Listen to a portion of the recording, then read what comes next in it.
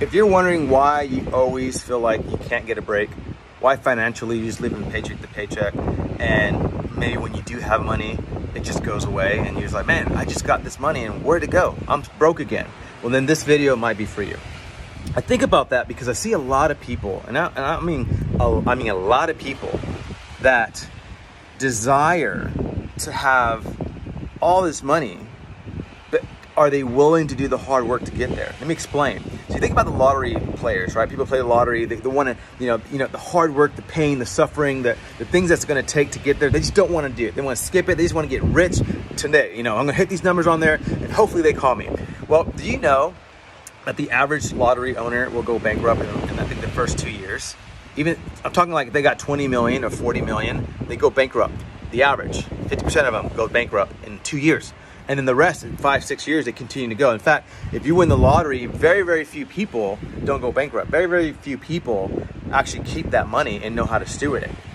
And so even if you were to drop $20 million right now, if you did not put in the hard work, if you did not learn stewardship and principles and process, if you haven't got pain and suffering through learning how to save and saying no to things instead of yes to things, and saying no to yourself for the things that you want, and put things aside and live below your means, if you haven't done any of those things and all of a sudden you get dropped with all this money, you probably wouldn't have the process or the ability to steward it and keep it, right? People always want to skip the hard work.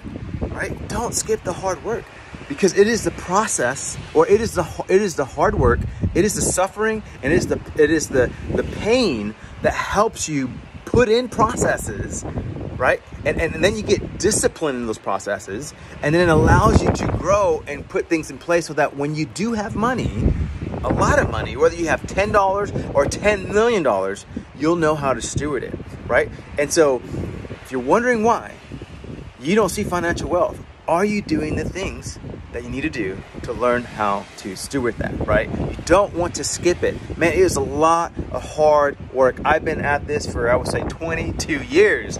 And it wasn't until, I would say, 10 years ago where I started to see awesome things in my life. But it didn't happen overnight. It was me learning from people, reading books, trying to get people to mentor me, and that were the places where I wanted to go, they were mentoring me. That's how I did it.